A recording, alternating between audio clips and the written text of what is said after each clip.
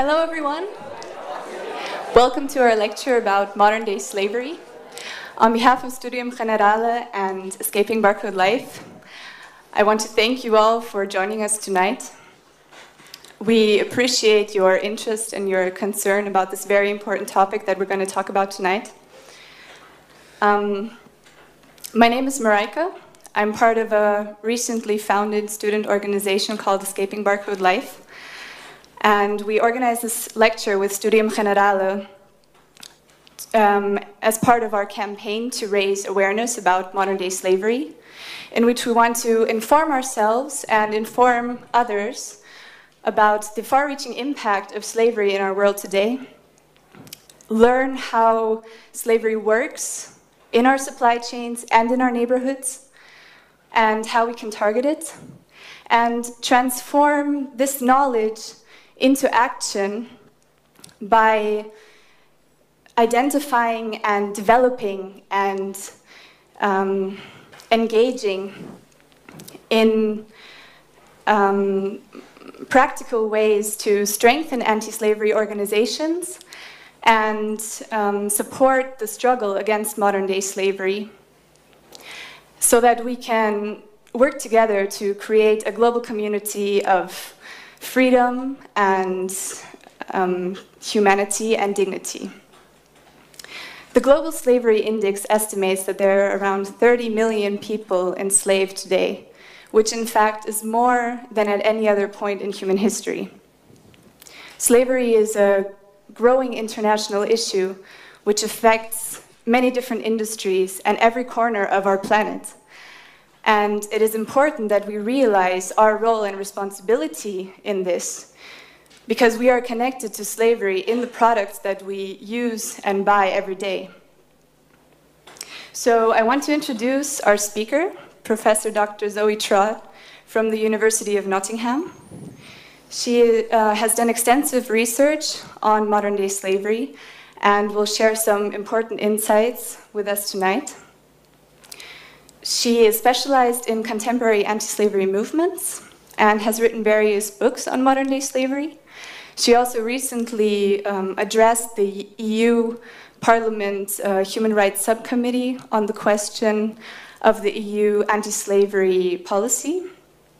And she also works with anti-slavery organizations to help them with their campaigns. She will be sharing her insights with us until around 9 p.m. and then there will be half an hour where everyone gets a chance to ask questions to her. So please give a warm welcome to Professor Dr. Zoe Trodd.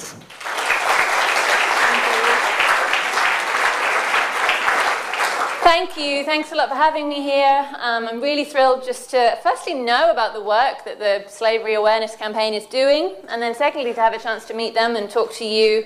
So I want to just thank them for organising the event, also to Studium Generale for supporting it. I want to start by sharing with you just some of the reliable facts and figures and definitions that we have for contemporary slavery today, including slavery in Europe. Slavery is illegal everywhere, but it does also happen everywhere. There are approximately 30 million slaves alive in the world today, so 29.8 is the best and the most recent figure. And it comes, as was mentioned, from the recent Global Slavery Index. It was issued a few months ago by the Walk Free Foundation after this very lengthy period of data gathering and research. And it builds on the previously accepted figure of 27 million people enslaved. And that was a number calculated in the late 1990s, and obviously has now grown. As was mentioned, this is more than at any point in history. It's more people than were stolen from Africa during the whole 400-year slave trade, transatlantic slave trade. It's a number almost 7 times greater than the population of Ireland. It's nearly twice the population of the Netherlands. It's a number greater than the population of Australia. The countries with the highest numbers of enslaved people are up on the screen. So India, China, Pakistan, Nigeria, Ethiopia, Russia, Thailand, Democratic Republic of Congo, Myanmar, and Bangladesh. And actually taken together, these countries alone account for 76% of the total estimate of enslaved people. But the number does also include around 1.1 million slaves today in Europe. This is a full table showing the estimated actual prevalence of slavery for each of the 37 countries in Europe.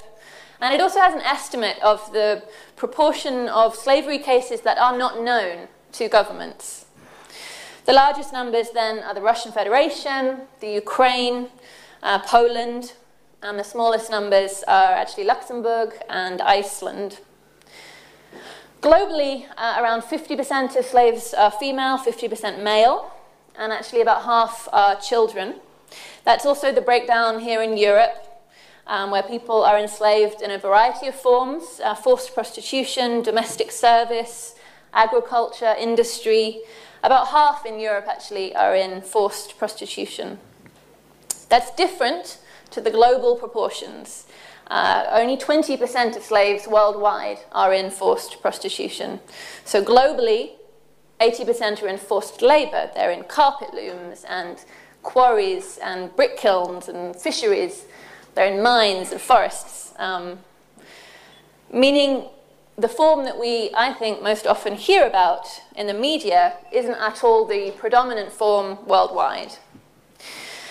As I mentioned, this recent research also calculates that in most European countries, more than 90% of slavery is unidentified or unreported in official law enforcement data and estimates. Just to illustrate that for a moment, how shocking I think this is, imagine that 90% of all homicides in Europe or in any Western European country would go undetected. If that happened, it would be a major scandal. It would be deemed a huge failure of law enforcement and the justice system. But that's precisely the case with slavery, which is often a bundle of different crimes, serious crimes, often deadly, most of which, assault and kidnapping, for example, are themselves extremely serious crimes. A large portion of this dark figure, though, this 90% of people that we just don't know about, we think consists of people not trapped in sexual exploitation, but rather in this forced labor. So enslavement outside of the sex industry. They're in agriculture and industry and domestic service. They're in construction, numerous other sectors. And there exist very few assessments of this forced labor and of trafficking for forced labor. The problem of identifying victims here is particularly acute. So people who have been trafficked into forced labor are often actually more unlikely to consider themselves victims of a crime, or to identify themselves as having been trafficked or enslaved. And there's often no incentive for them to come forward. You know, if they don't have the correct papers to live and work in a country, they're usually treated as illegal migrants. They face swift deportation. So there's a vacuum of information, and then that's taken as a sign that forced labor trafficking is not a serious problem. And it means that events at the national and international levels and media reports do tend to focus on trafficking for sexual exploitation. And basically all that means is one quite basic but major challenge for all of us is to shift focus somewhat so that the work we do, the conversations we have, encompass slavery in all of its forms. So include trafficking for labor exploitation, because there is still a lack of dialogue about the specific and the different needs for victims of forced labor. In terms of enforcement as well, there is still that primary focus on the immigration status of the migrant, not the criminal nature of the forced labor into which they've been exploited. As for what forms this slavery takes globally, the three main forms are chattel slavery, debt bondage slavery, contract slavery. Chattel slavery is probably the form that might look the most familiar to you from history books. It's where a person is born and sometimes sold into permanent slavery. Ownership is actually asserted here. And this is the last remaining form of slavery on earth that is dependent on racial difference. So unlike all other forms of slavery today. It occurs in Mauritania, as well as Nigeria, Mali, and Chad. This is a woman named Tamada on the right. She was born into chattel slavery in Nigeria, where there still are around 43,000 slaves. She escaped, actually, with her 2 children at the age of 20. Then there's debt bondage slavery. This is where a person pledges themselves against a loan of money, but the length and the nature of the service is not defined, and that labor never ever diminishes the original debt. This is the form of slavery that takes place in South Asia, especially in India, Nepal, Pakistan. So Rampal, on the right, was enslaved as a child in debt bondage, actually in a stone quarry in India, and it was because his father had taken a loan about 25 years earlier. The debt hadn't diminished, the terms of this loan were never written down, and actually with the other 200 enslaved residents of his village, Rampal rose up in a sort of mass rebellion, actually, to liberate the village. The third major form is contract slavery, and this is usually what takes place in Western Europe, in the UK, and in the US. It's where a contract seems like it guarantees employment. Maybe it's in a workshop or a factory, but when the worker arrives at their place of work, they find that they're enslaved, their passport, their papers have been taken, they're not allowed to leave, and they're not being paid. This is actually the most rapidly growing form of slavery today. Maria, up on the screen, immigrated legally into the US from Mexico at the age of 15. She was approached on the streets of LA by a woman offering her work as a domestic cleaner, but actually ended up selling Maria to a man for $200. He made her his domestic slave and actually held her captive for 5 years in a house in LA, raped her, forced her to work. So that's some of the forms and some of the numbers, but of course a key part of all this that you have to be careful about is definitions. So when talking about slavery, I want to be really clear that I'm not talking about sweatshop labor or extreme poverty or all prostitution. Slaves today are paid nothing. They cannot walk away. They are forced to work against their will. So now, just like in the 19th century, their labor power is being stolen. Having a clear definition of slavery has been really controversial. There's been a bit of an inability by the international community to clarify a definition, and that hasn't helped in working towards an end to slavery. I recommend for a definition something called the Bellagio-Harvard Guidelines on the legal parameters of slavery. It was written in 2012 by a network of 20 scholars of international law, slavery, some anti-slavery leaders. It actually uses the definition of slavery that's given in the 1926 Slavery Convention. And that definition reads, slavery is the status or condition of a person over whom any or all of the powers attaching to the right of ownership are exercised. So as legal ownership rights are no longer being asserted by slaveholders, these guidelines state that today the exercise of the powers attaching to the right of ownership should be understood as possession, so control over a person such as a person might control a thing. So slavery is defined as controlling a person in such a way to deprive that person of liberty, with the intent of exploiting them through use, management, purchase, sale, transfer, disposal. The definition gives us a legal certainty, finally. This is the definition actually just been taken up by the British Parliament in its new modern slavery bill. And it gives us a legal certainty that is key to actually prosecuting contemporary slavery. And it also captures, I think, the factual reality of slavery. It makes us look quite closely at the core characteristics of an enslaved person's life, to actually see that they've lost free will, they're under violent control, they're being economically exploited, they're being paid nothing for their work. Every culture, every historical period has known slavery. It's been packaged really differently at every time and place. When slavery gets legally sanctioned, when that sanction gets removed, when you have different notions of racialization, when the price of slaves goes up or down, you have a dynamic change in that packaging. People might be kidnapped or captured or tricked or born into slavery. There might be some contextual explanation for how they end up in this state of violent control, and it might be political or religious or racial or gender-based or some combination of these things. They might be trapped in slavery that is linked to religious practice. They might be in state-sponsored forced labor.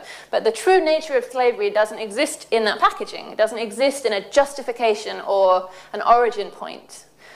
Across human history, slavery's core characteristics have just stayed the same. People being controlled through violence and used to make money. So now, as in the past, slavery means a person no longer has control over what type of work they do, over their work environment, over the conditions of their work, and over their freedom of movement in the context of this work. So basically, when you're considering a situation that looks like extreme exploitation and asking, is this slavery, a key question I would ask is, can this person walk away? And that's a key marker of enslavement, the loss of free will and free movement. Yeah, I think it should also be made plain that human trafficking is not in itself slavery. It's the process by which slavery can be achieved. It is definitely the case that some people think trafficking is a form of slavery, and a lot of people have heard about human trafficking, if not contemporary slavery itself. It started to seep into TV shows. There have been several movies about it. I've just put some on the screen. And it has become the third largest criminal industry in the world, after arms smuggling and drug smuggling.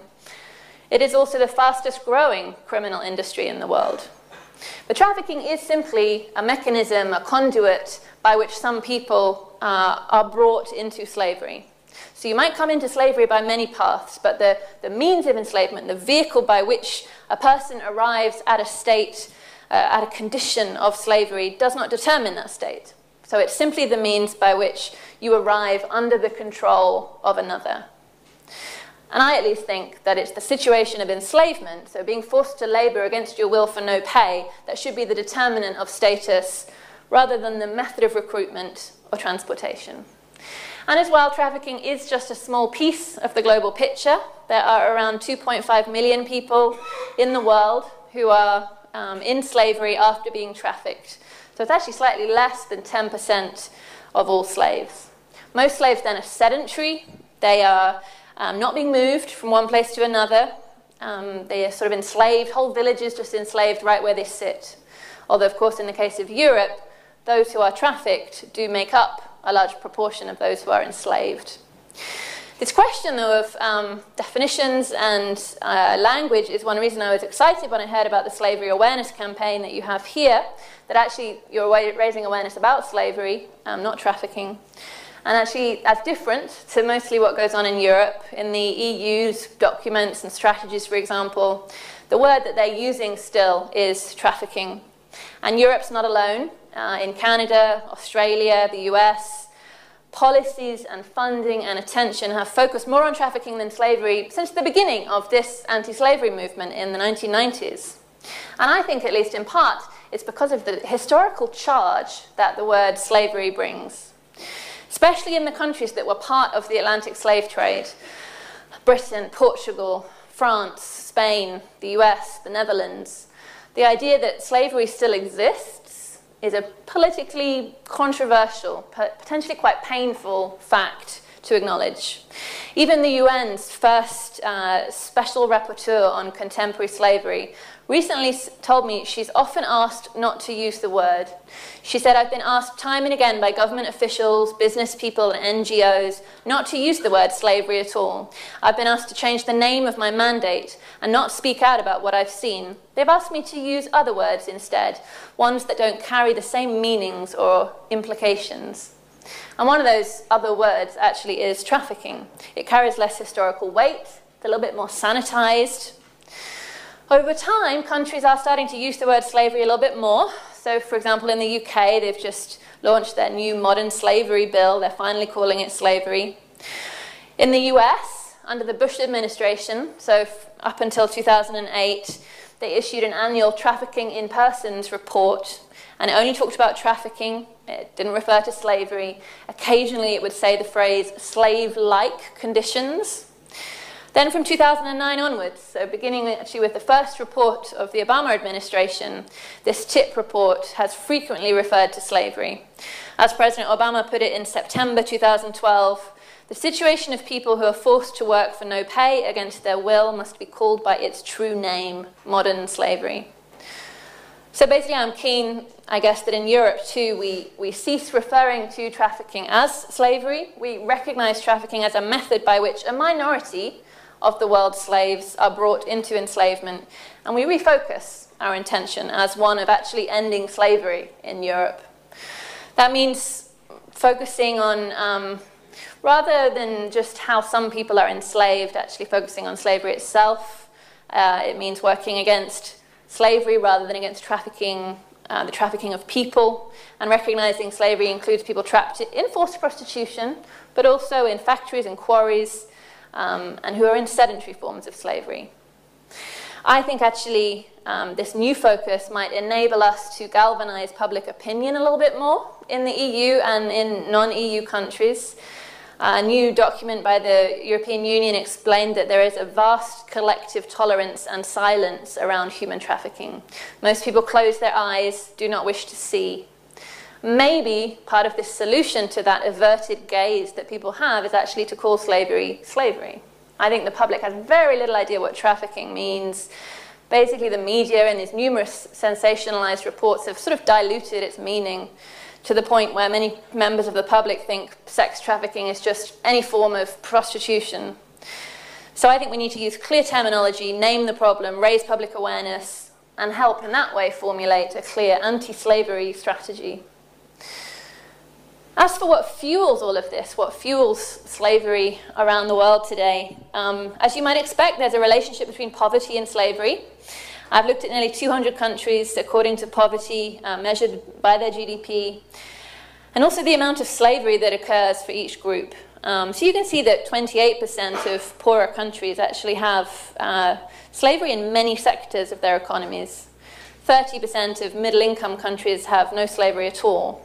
This is just a simple chart to sort of convey the idea that the poorest countries have the highest levels of slavery, and then the richer countries have significant pockets of slavery because of human trafficking, where the vulnerable get trafficked from poorer countries into richer countries.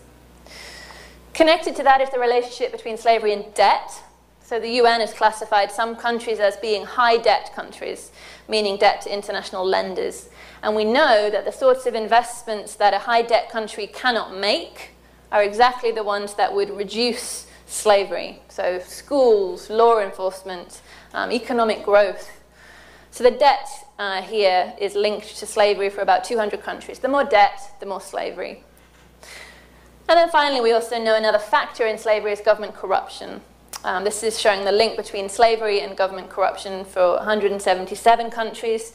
And this is working with an annual report some of you might know about by a group called Transparency International, and it scores most of the countries in the world on its level of corruption.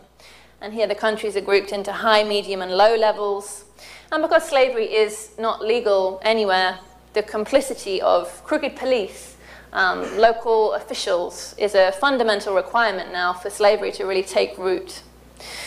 These police can be bought with sums that are worth several months' wages, and certainly more than the average purchase price of slaves themselves. And in fact, slaves today are cheaper than they've ever been. On average, a slave in the world today costs $90. It's actually less than 1% of the average price of a slave in Alabama, for example, in the 1850s in the US. It's actually one of the main differences between today's slavery and historic forms. Slaves have been these really expensive capital purchases for all of recorded history. So over the last 4,000 years, the price of slaves has averaged between $10,000 and $40,000 in today's money. But the slave that cost $40,000 in 1850 costs less than $100 today. Slaves are cheap. The profit margins are huge because, of course, their ability to work has not fallen with their price. For example, the amount of profit to be made on slaves in the 1850s in the US averaged around 5%. Profits today from slavery start in double figures and range as high as 800%. And you can see the dramatic fall, actually, in the price of slaves after some 4,000 years of high prices.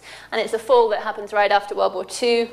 And one major reason that the price of slaves falls is the growth in the world population. So the moment when the population grows like never before in human history, it explodes from 2 billion to 6 billion in about 50 years. And most of that growth was in the developing world. So what becomes clear is how this population explosion made for a glut of potential slaves, and how flooding the market with the very poor, the very vulnerable millions in the developing nations led to this crash in prices. There are a few other differences, though, I just want to mention between old and new slavery, in addition to this question of price.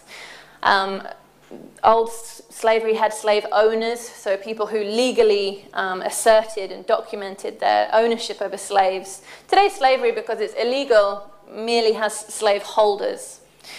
And as well, racial difference was obviously important to old slavery, but today's slavery isn't racialized anymore, except, as I mentioned, in Mauritania, Sudan.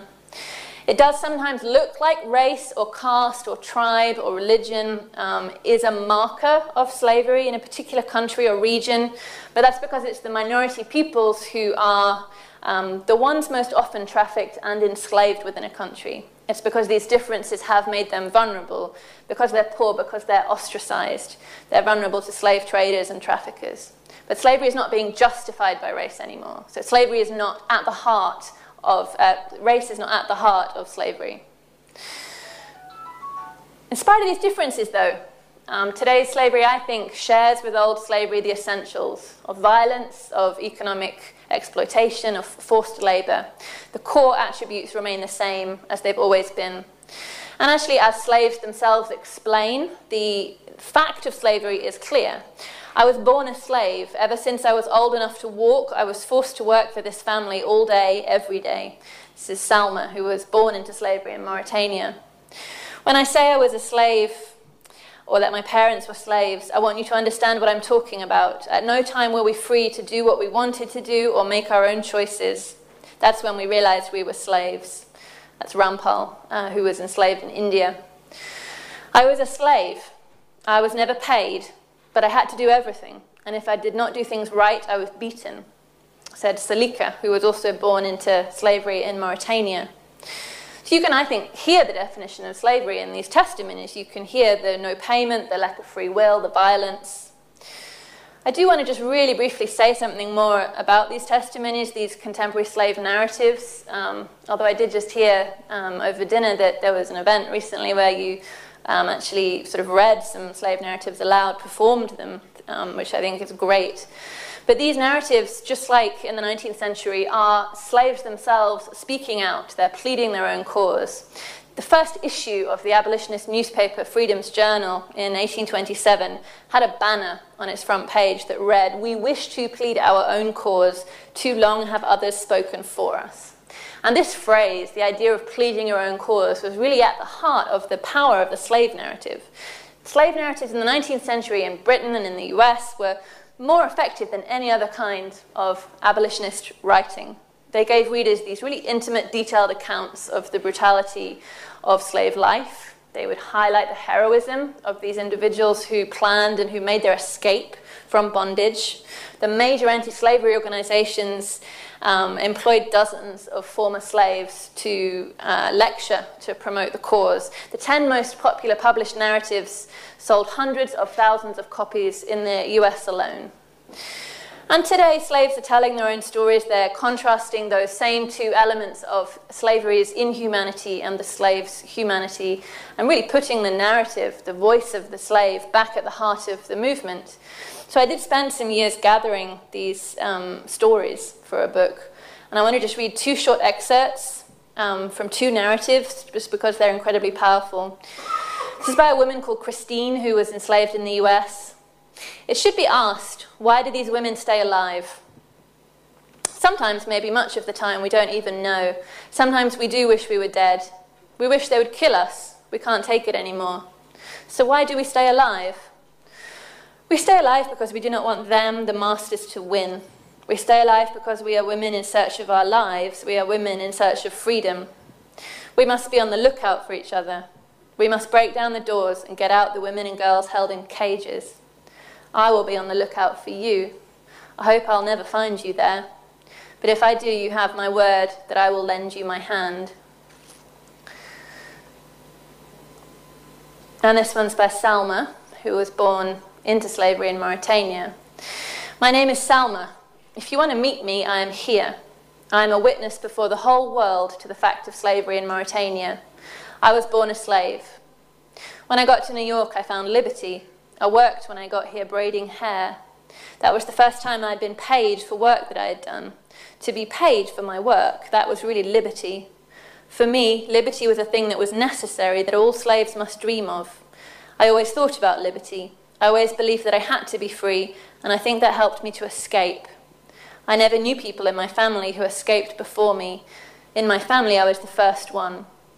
My mother and father died slaves. I told my mother that one day I would be free. So I think at least these are great pieces of protest literature. They are subtle and complex and creative. These are voices telling a free story. They are reversing the attempt of the slaveholder to transform a human being into a commodity.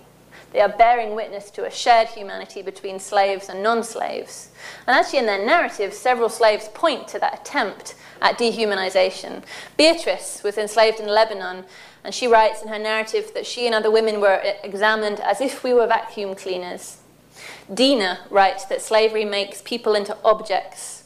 Nu says she felt like a piece of flesh being inspected, bought, and sold. But telling their stories, these narrators make themselves subjects of a story, not objects for sale. They're asserting their humanity in the wake of being less than human. They're narrating themselves back into existence. They're engaged in this process of self-making, achieving a sort of literary emancipation after their physical emancipation. And if they're personal stories in that way, stories recreating the self, they're also very political stories. So now, as in the 19th century, slaves are using their stories as tools for ending slavery. So some people told me their stories in order to raise just a general awareness of slavery. And others were seeking specific changes. So some were telling stories at congressional sessions on anti-slavery legislation. Sam wrote his story to raise awareness about the ongoing enslavement of his wife in a Chinese labor camp. Two other women told their stories to Congress to protest the potential for increased trafficking during the World Cup in Germany in 2006. Many slaves and former slaves are really explicit when they tell these stories about their desire to effect change with storytelling. Miguel, who was trafficked from Mexico into Florida, explained, "I think the world should know that these things happen." Mendy said, "By talking out, people will be more aware and more able to help people become free." Lisu, a Thai woman who was trafficked into slavery in Singapore, wishes that she could make a television commercial telling everyone what happens to slaves.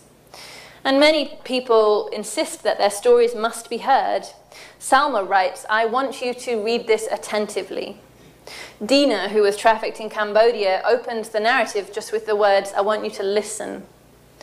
And some actually asked the reader to try and translate the reading experience then into action. So Tina, who was trafficked in the US, ends her narrative with, "Now that you have the knowledge, what will you do with it?"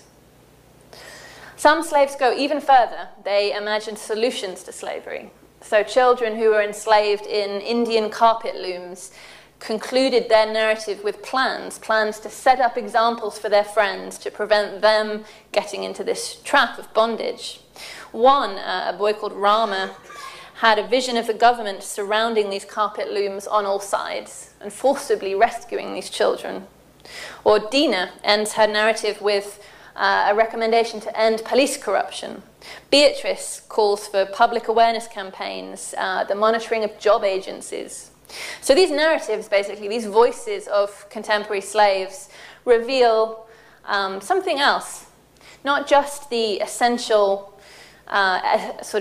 shared characteristics with old slavery, but another shared element, and that's the presence of abolitionists, of anti-slavery groups and leaders and policies and strategies, and of former slaves becoming leaders within those movements, speaking out, telling their stories, testifying, searching for solutions. This modern abolitionist movement is quite new. It's about 15 years old, but it has made progress. I think it's going to make a lot more. The great obstacles that the abolitionists of the past faced have either been torn down or blown away. So firstly, there's no more moral argument that we have to win. Every country condemns slavery. There's no powerful religious group that tries to argue that it's desirable or acceptable. Secondly, there's no economic argument to win. Unlike the 19th century abolitionists, we don't have to reassure people that the end of slavery won't threaten any country's livelihood. So the monetary value of slavery in the world economy is very small, and these slave-based revenues flow to support not national economies, not even transnational industries, but small-scale criminal networks. So the cost of ending slavery is just a fraction of the amount that these freed slaves are going to pump into the economy. And thirdly, there's no legal argument to win either. For the most part, the necessary laws are on the books. We don't need any more laws. Some of them might need updating. Some of them definitely need their penalties increasing. But nowhere on earth is slavery legal. So instead, we fight a different battle, and it's the battle for public awareness. Significant portions of the global population don't know or don't believe or don't want to believe that slavery still exists, and that includes large numbers of policymakers and law enforcement officials who should be at the front line. And that lack of awareness in turn means that very few resources get brought to bear. The US government, for example, spends about $100 million a year on combating slavery and trafficking, and that's compared to the $40 billion they spend on the war on drugs each year. So you had sufficient public awareness, might mean a few more resources, pressure on politicians and the international community, including the EU and the UN, because in fact, these people don't need to have a revolution to free slaves. They just need to make adjustments. For example, the UN needs to have a special representative of the Secretary General on slavery. It needs to start using slavery inspectors in the way it uses weapons inspectors. World Health Organizations need to get refocused through a slavery lens. Foreign aid needs to be thought through with an anti-slavery focus. Trade policies need to reflect the idea that slave-made goods are taboo on the world market. Trade financing needs to be linked to demonstrable efforts to remove slavery from local and international markets. The EU should consider policies on debt relief and law enforcement and military cooperation through the lens of slavery. And so what many in the anti-slavery community are pushing for is this kind of slavery lens. So the systematic deployment of existing instruments of development and trade and networks and diplomacy against slavery, to try and make anti-slavery a lens in the way that gender has become a lens too, for assessing development programs, for example, over the recent decades. Key ingredients in this whole process, in which everyone has a part to play, from local police to the UN, key ingredients are definitely community-based solutions that include education and rehabilitation, law enforcement, anti-slavery trade policies that are part of a new industry responsibility. So, for example, one of the best guards against slavery is education.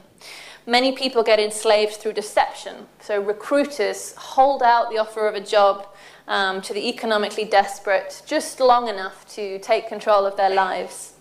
But against this sort of deception, just a little education goes a long way. So, for example, young girls in Nepal are sold into prostitution in India. One organization that frees these young women then helps them to visit villages to talk about their experiences. And after hearing those stories, the parents, who are ready to believe the lies of the recruiter, and actually the girls who just once yearned for jobs in the big city, are less likely to be tricked again. And on a wider scale, governments need to run education campaigns for slavery and trafficking in the same way they might confront a public health crisis. Alongside that effort of education, we've been working on asking governments to effectively rehabilitate former slaves.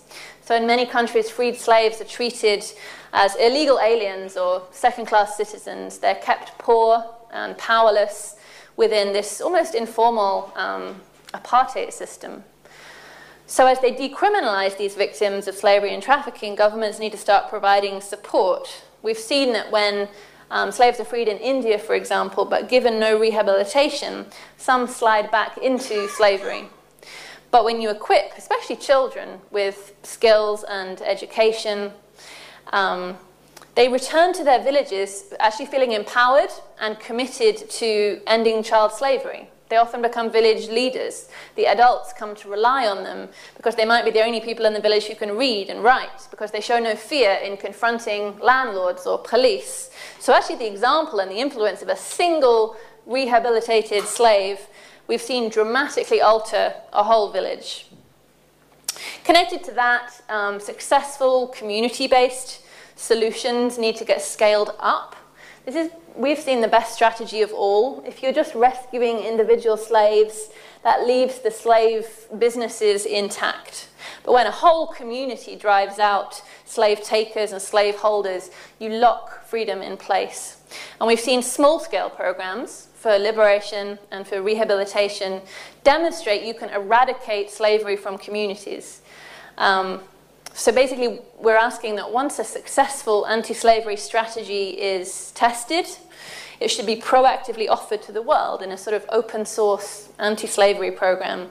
We're asking anti-slavery groups to join together, to cooperate, to form a wider movement, to have a shared identity, to join with industry sometimes if slavery is linked to exports, to work with international bodies like the UN when their influence might help tip a government policy. Another element to ending slavery is definitely law enforcement. So as I mentioned, laws exist, but they're not being enforced. Pakistan, for example, enacted a strong law against debt bondage slavery in 1988, but has not convicted a single offender. And the chance of enforcing laws is most difficult in countries where you have corrupt law enforcement, where a simple payment to the local police allows the use of violence without arrest. Sometimes the police might even provide the violence for an extra fee. Even in the US, where the government spends more on law enforcement than any other country, they only got a task force on trafficking in 1998. That task force didn't begin to train police for years, and when it did, the training was pretty haphazard. It was a low priority. There remain only 2 full-time anti-slavery, anti-trafficking police in the US. And a report by the CIA has found serious difficulties in information sharing and coordination.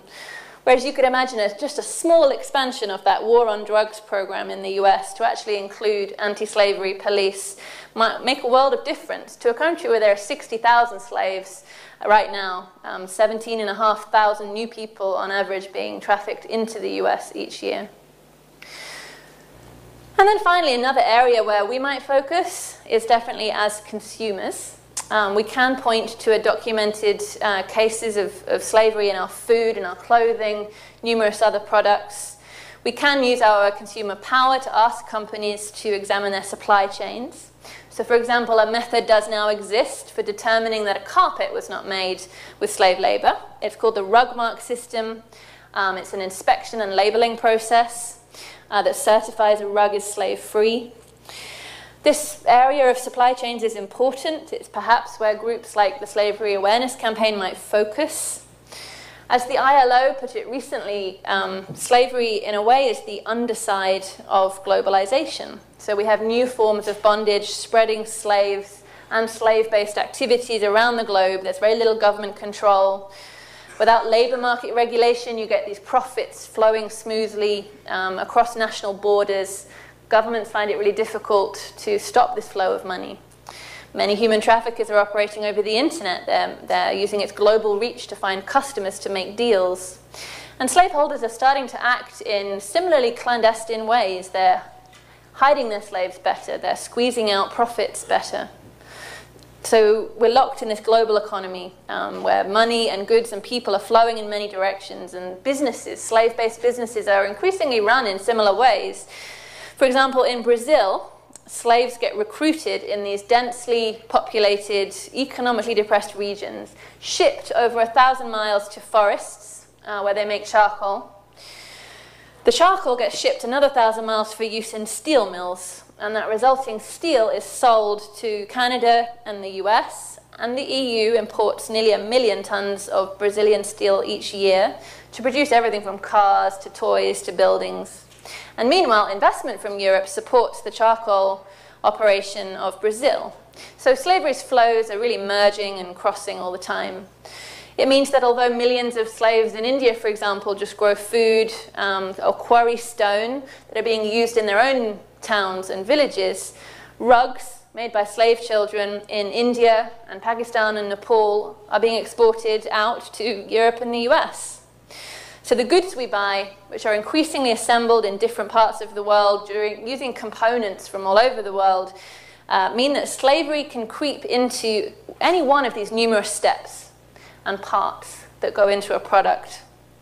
In fact, slaves are used to produce many of our basic commodities. One organization called Slavery Footprint actually lets you find out how many slaves are working for you, how many are producing the goods you buy and use. And this originates from numerous different countries, these documented cases of slavery in our cocoa and cotton and timber and beef and apples and shrimp, gold, diamonds, shoes, fireworks, ropes, rice, bricks. Coffee is sometimes grown with slave labor. Some sugar is harvested with slaves. In the Congo, armed gangs forced local villagers to dig a mineral called tantalum. And the gangs sell that mineral to exporters who send it to Europe and Asia, where it's actually used in the production of cell phones and computers. Governments and industries, though, can intervene, and they're starting to. Businesses can help stop slavery by taking responsibility, by cleaning up their product chains. For example, the EU is considering a law that's similar to the California Transparency in Supply Chains Act of 2010. And it's a bill that requires all companies that trade over a certain size to publish information about what efforts they're making to ensure modern slavery is not in their supply chains. So an EU directive on this transparency in supply chains, if you aimed it at companies in the EU, maybe those that have annual gross receipts of more than 100 million euros, would increase companies' accountability. It would encourage them to be proactive in addressing slavery through compliance systems. And at the same time, the EU could start inviting civil society groups to engage with companies to help identify slavery in their supply chains, in their subcontracting chains. It could start carrying out independent third-party reviews of company programs. And it could also bring together everyone who benefits from a commodity or a product to clean up the product chain. This would be along the lines of the International Cocoa Initiative, for example. So this is where governments would act actually as matchmakers between competing companies and the anti-slavery movement, so actively bringing together stakeholders. And at a higher level, slavery in the supply chain needs to be dealt with in international trade. So the World Trade Organization needs to have just a simple and perfectly legal prohibition against slave-made goods and commodities being imported, for example, into the EU. The EU needs to negotiate its trade agreements in a way that prohibits the circulation of goods produced using slave labor. It needs to pass and then enforce a law that slave-made goods cannot be imported into or exported out of, or even just traded within the EU. Slavery is a drag on local and national economies. Its eradication needs to be a key element of trade law. The EU could also develop and publish an annual country-specific list of goods that are produced by slavery. They should specify that the problem has to be significantly reduced if those goods are going to be removed from the list. And a key example here actually is the US Department of Labor's list of goods produced by child labor or forced labor. If governments don't respond, for example, by implementing a system of inspections or protections, the EU should reduce import quotas from those countries that have these slave-made goods. So, as well, the EU, in sort of implementing this, should probably be encouraging its countries to have slavery inspectorates. It could be making slavery inspectorates part of existing national labour inspectorate systems, aiming these at the industries and the economies that are most likely to use slaves. And private banks should also be encouraged to refuse companies, business entities, credit until slavery is removed from their supply chains. This is a useful model coming out of Brazil. It's called the Dirty List, and it's been issued since 2003 by Brazil's Ministry of Labour. And it's basically a list of all the individuals and corporations deemed responsible for situations of slavery, and it subjects them to sanctions, and it prevents them from accessing public funds. It gets updated every 6 months. It's sent to public service agencies and banks that are involved in regional finance. So basically, there's no finance, there's no grants, there's no credits given to anyone on this list. As well, in 2005, Brazil issued a national pact for the eradication of slave labor. 400 companies have joined that pact, so committed at this point to ensuring that slave labor is not being used in their supply chains. They allow the ILO and NGOs and trade unions to do independent supply chain studies every 3 years. And so these studies are getting empowered by the government. So as an example, actually, in Brazil, of the government empowering independent NGOs to undertake this supply chain analysis. So those are just a few examples of some of the successes we're starting to have and some of the directions we might go. And really, whether it's crafting policies like this that free millions of people or just carrying one slave to freedom, we have examples before us. Slaves have been coming to freedom for hundreds of years, and today more slaves are being freed, and each liberation we see is a model for another one. And when you cut away the disguises, you see the facts are really simple. One person is controlling another through violence. And if you penetrate that violent control, the slave comes free. And if you help that slave gain autonomy, they stay free. And if it all just seems too huge to think about or confront, as it does to me sometimes, you might remember the achievements of the 19th century abolitionist movement. So at the time of the American Revolution, few Americans could imagine a world in which slavery didn't exist. But 100 years later, slavery did become illegal in the US, and that was an achievement that stemmed from the countless protests of slaves and former slaves and abolitionists. And so, you know, I'm a professor, but I'm also an abolitionist, and I think we have the chance to end slavery in our lifetimes, that a world without slavery is within reach, and it will be a pretty huge watershed for humanity when we finally reject what I think is the great lie of history, that some people are subhuman. And we embrace instead that great abolitionist truth that the 19th century abolitionists tried to teach us, including Frederick Douglass up on the screen, that labor should not be forced and that people are not for sale. Thank you.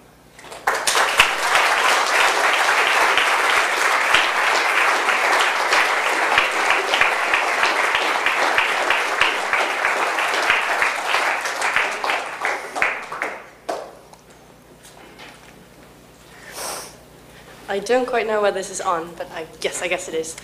Thank you so much for your very revealing and insightful lecture. We will now have time for a question and answer session. If you have a question, could you please raise your hand? Then Christine will come to you with the microphone if I point towards you. I'm guessing that there will be many questions after this somewhat confronting truth. Is there anyone who would like to have the first question? Yes, if Christine has the microphone working, right. Could they call it out loud? Could they? All right. Could you raise, I saw there was a hand there, yes.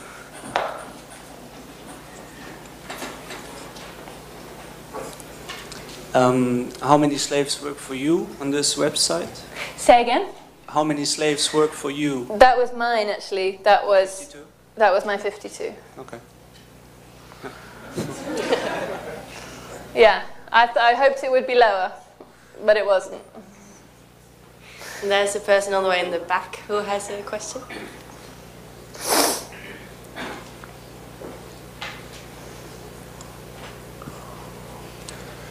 Since slavery has been going on, well, for decades and more, why do you think we could achieve the end of slavery in our lifetimes?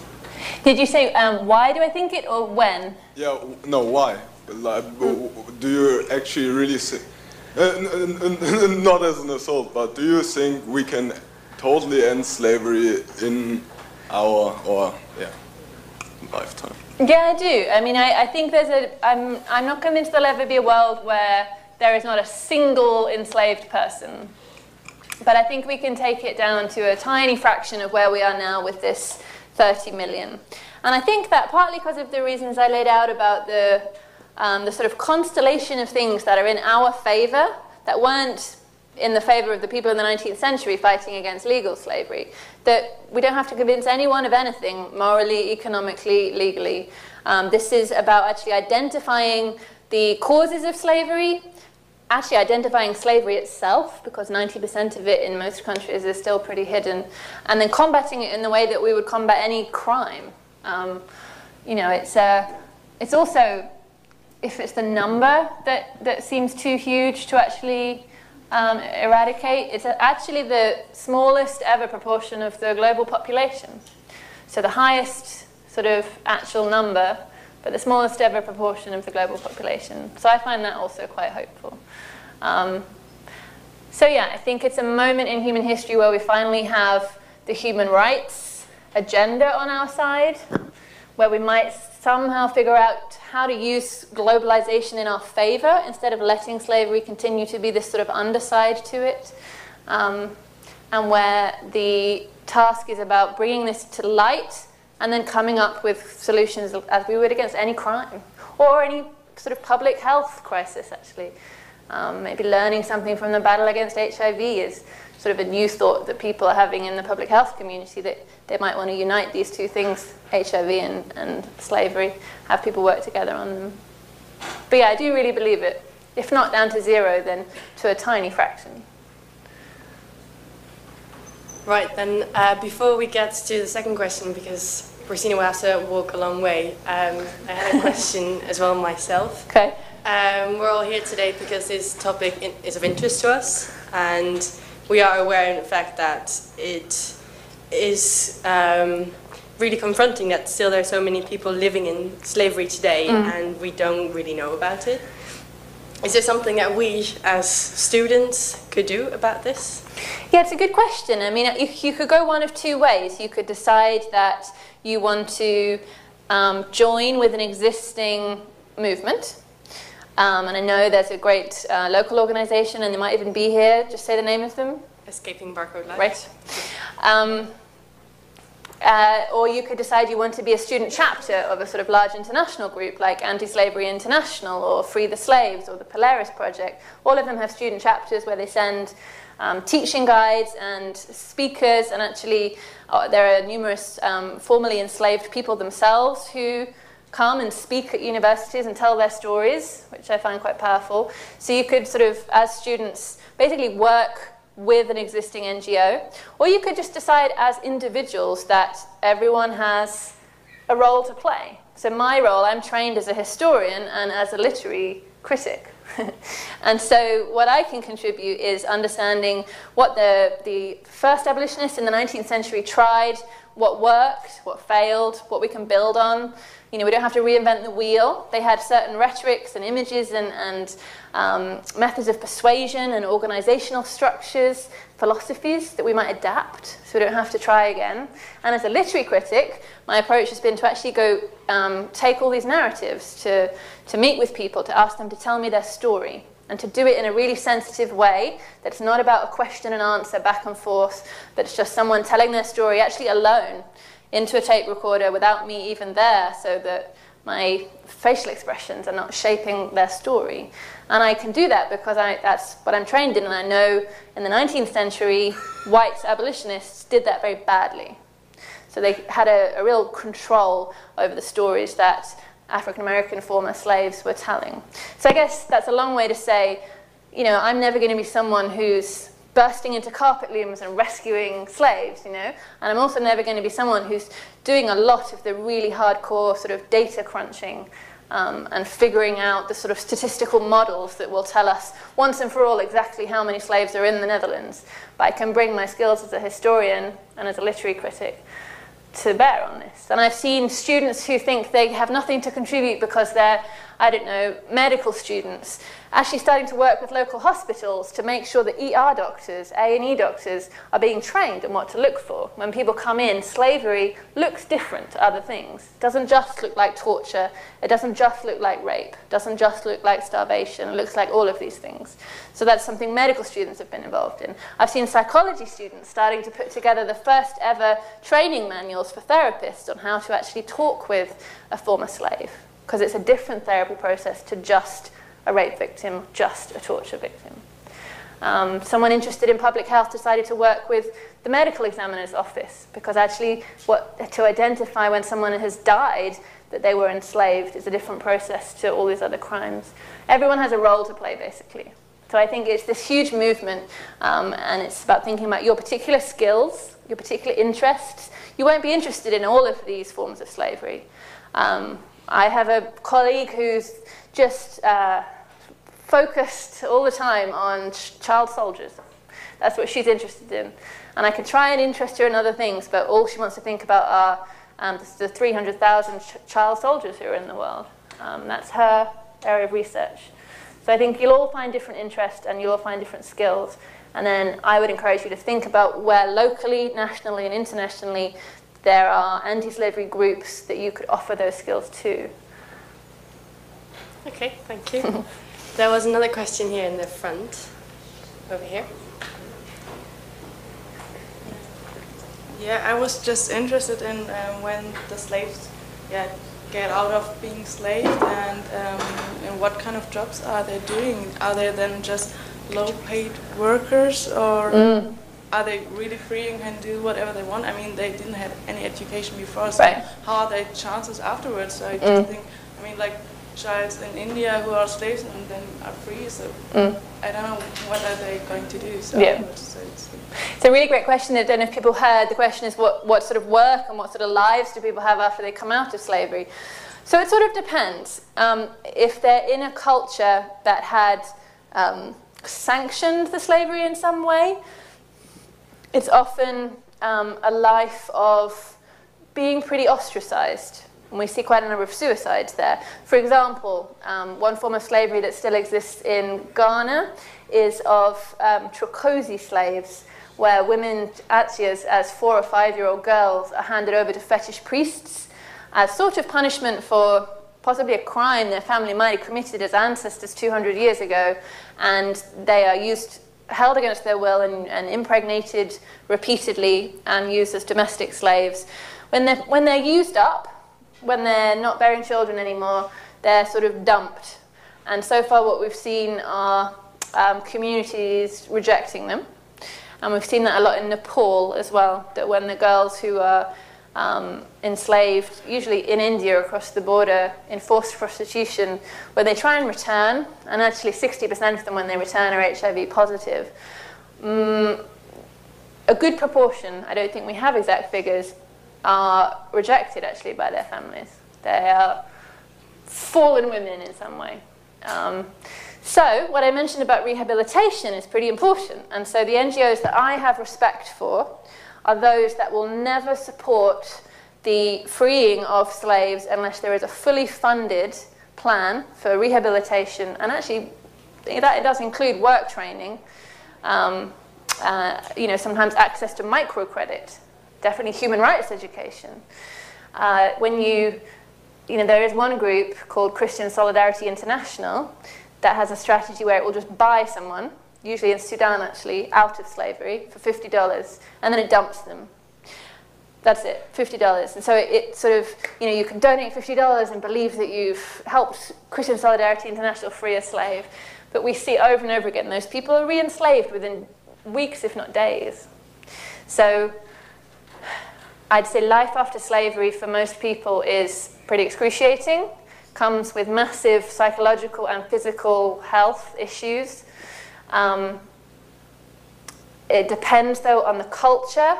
It depends on the family response. It depends on how long they were in slavery. The average today is between 3 to 5 years, but that means there are people in it for their whole lives, and it means there are people enslaved for 6 months. But we do know that when you give no post-enslavement help, the person is much less likely to make it and to stay free. So it's a key element. And so when whoever it is, the EU or the UN or countries or local NGOs are thinking about what they want to do and where they want to put their money and their energy, I always think, okay, put it into freeing people, but have the freeing process include the aftermath. And think about exactly the question that you're asking, basically. Next question, Christine knows who wanted to speak there. Right, thank you very much for your lecture. I don't mean to undermine, you know, the misery of genuine slavery, but I wanted to know what your feeling was about the viewpoint that, in a way, all of us are slaves to the capitalist world and the elite 1%. I guess I would say it's just an interesting use of the word slave. And I feel like that word has been used across time, you know, and sometimes I sort of understand the power of using that word. For example, the anti-lynching movement in the US used the word slavery to describe Jim Crow and segregation. And it probably wasn't technically slavery, but I understood the rhetorical power of it. I understood it when the civil rights movement used that word to describe, again, the Jim Crow South. But I guess I feel like it's a, you know, it's the use of a word, but it doesn't match the reality. I don't, you know, if you're being paid for your work and you can physically walk away at the end of the day, you're not a slave. There's a question in the back. Yeah, I already have the mic. Sorry. Go for it. Thank you for your talk. I have two questions. The first one is that you mentioned that you are not talking about the sweatshop or the sweatshops. Those are not included in slavery because then, well, in principle they can walk away, but de facto they are more or less also incaptivated because they do not have any other opportunities. So then, yeah,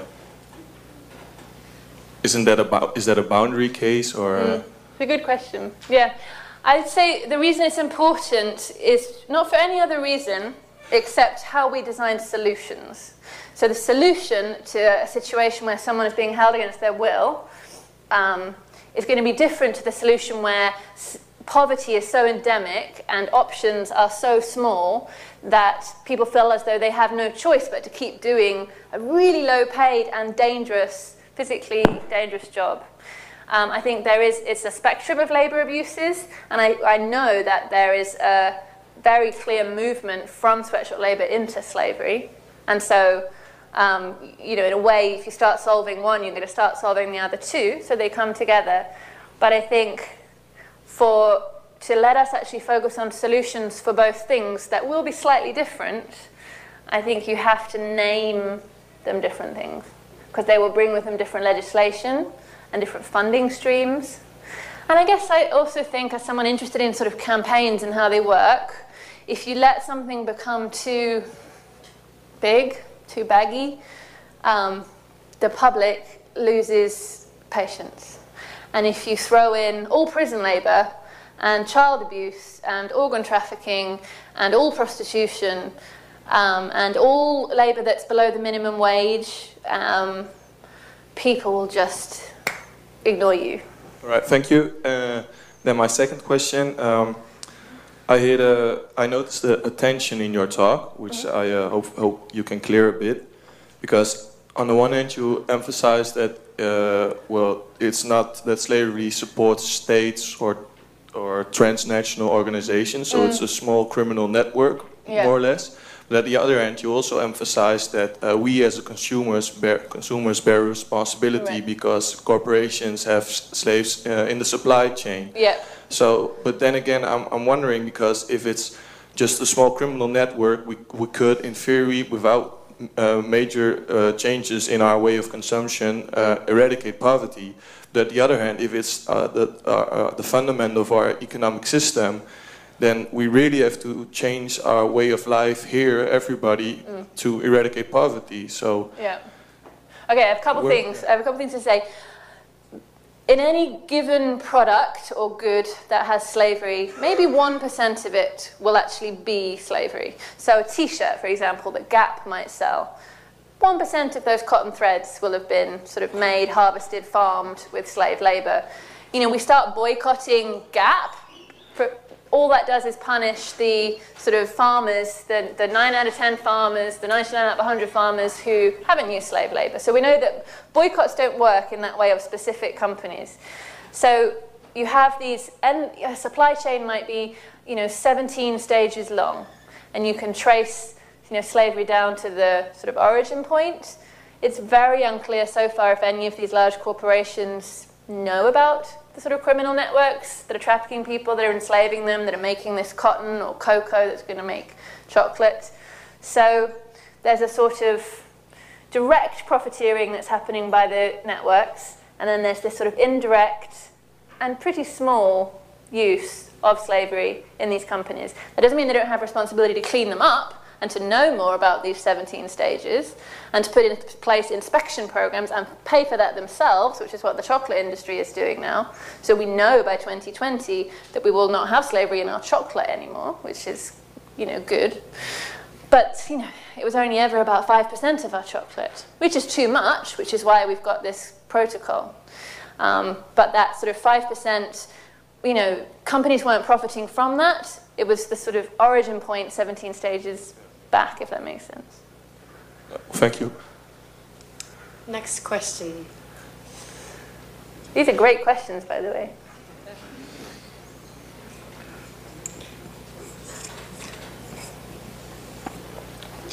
Yeah, my question is kind of similar to your last question, but can you speak up a bit? Then, do you really think we can make a difference by our choice of products?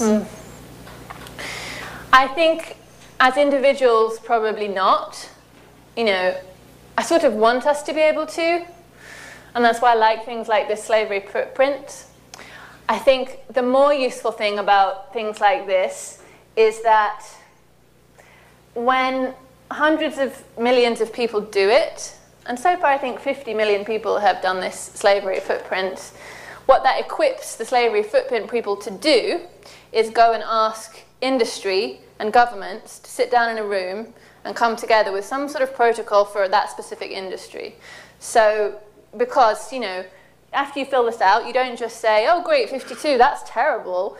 Then there's this whole other page about action and clicking things and signing other things and sending petitions all over the place. So I think collectively, sort of having knowledge, being shocked by it, expressing that shock in a way that equips these sort of international groups to then go demand change at the industry level is probably our role.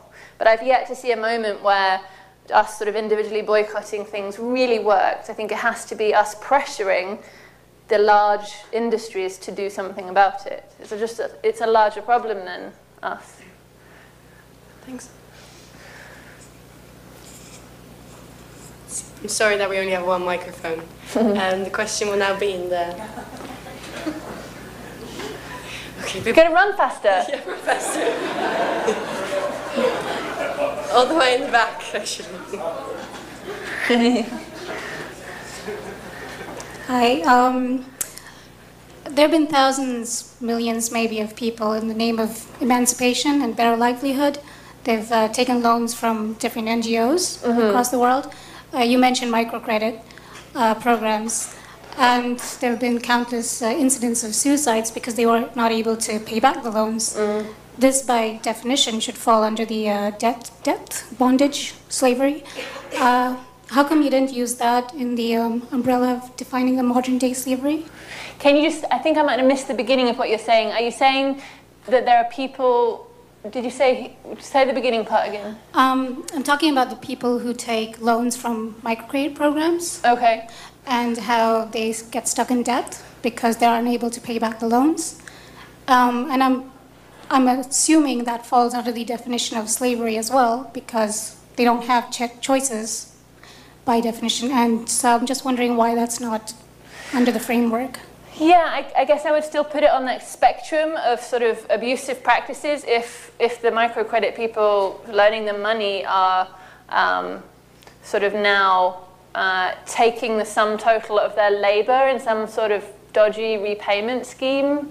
But I guess if the person can sort of choose to be in debt, but there isn't a man with a gun or a dog or a barred window, or your child or your elderly mother, you know, under threat.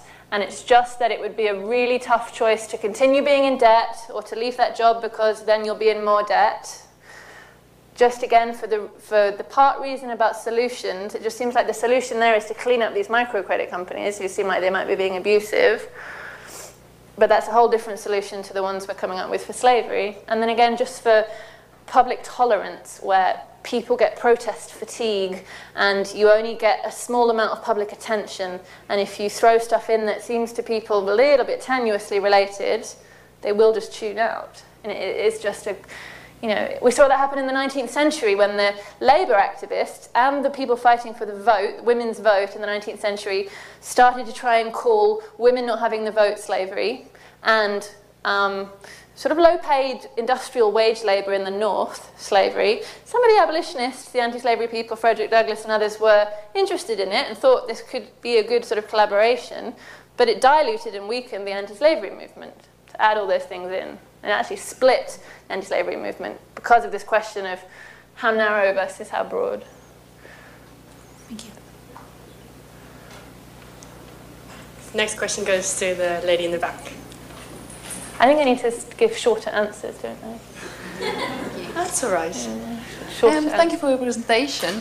I was very much convinced by the qualitative part of it, but well, I had some questions as it comes to trying to quantify it. Okay. Especially when you talked about the slavery index and the dark fraction of it. I mean, for some countries it comes as high as to 100%.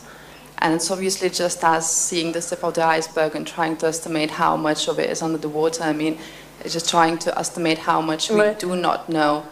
So I wanted to ask, how accurately do we actually know about the scale of slavery? And I mean, what are these estimates based on and how reliable are they? Yes. I mean, they're estimates that economists and sociologists and political scientists did work on for about 10 years, and they did get vetted through this sort of lengthy peer review process. They've been published now, and the EU and the British Parliament and the US State Department and maybe the UN are sort of taking them as numbers that they want to use in their reports and their legislation. The sort of sample survey data that they were working with, and then the sort of statistical modeling they were doing, I feel like I have confidence in, but I think they probably need to do more of it. As I understand it, they had sample survey data from 10 of these countries over a sort of 10-year period, and then they were able to look at sort of prevalence of known trafficking cases and risk factors in particular countries, and sort of combine that all together and come up with a sort of dark figure and the prevalence figure. I'd be more comfortable with all of this data, I think, if they'd gone beyond sort of 10 to actually have sample surveys for 37. But I think this team of people at the Walk Free Foundation will probably be the first to tell you that, you know, they'll keep doing that. This is going to get updated every year. This is the first. It came out 6 weeks ago or so. Maybe 8 weeks ago now. Next year there'll be a new global slavery index that will sort of update these figures. Partly it's a pressure tool, because this is the first time actually we've had figures like this, and this is the first time we've known this too. So it's a pressure tool to say to, for example, the woman who's coming next week, Corinne, who's the Dutch national rapporteur, she's actually tasked now with coming up with proper figures for the Netherlands. And in part, she's been tasked with that because the EU has tasked her with it, because the EU has been confronted with this stuff happening independently from it and from the UN and from the ILO.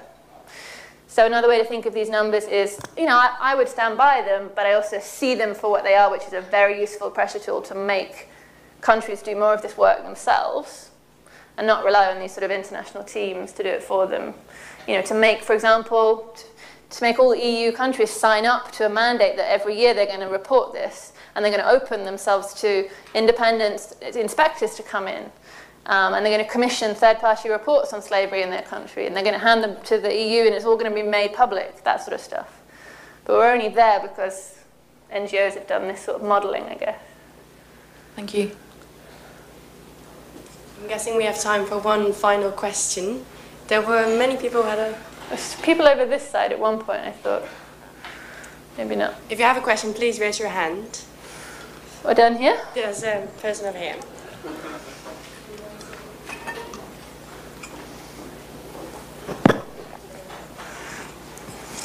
Hello, I'm the lucky one. Hey.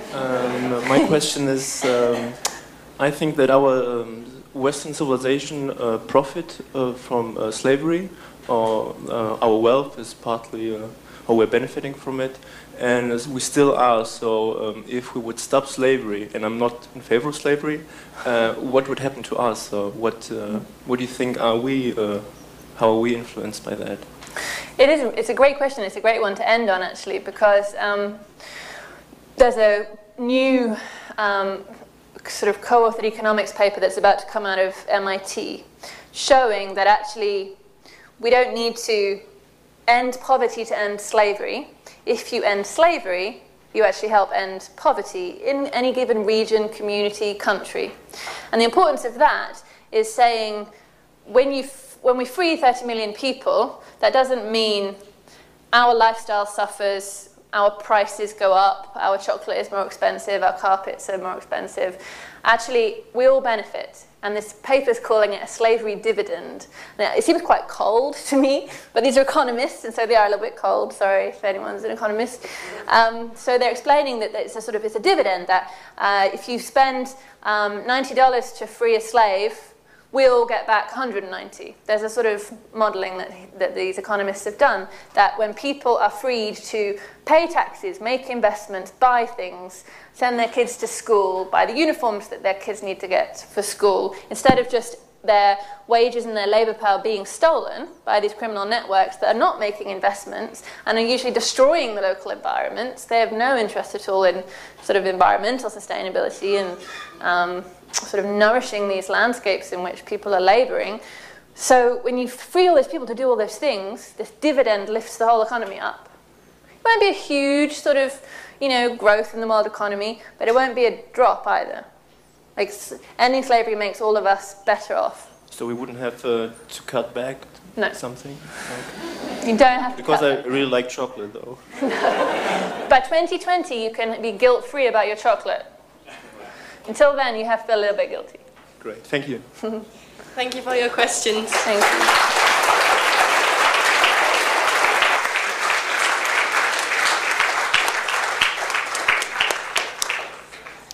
Well, thank you, Zoe, for coming all this way and giving us this powerful and insightful lecture. On behalf of Studium General and Escaping Barcode Life, we have a small present of thank you.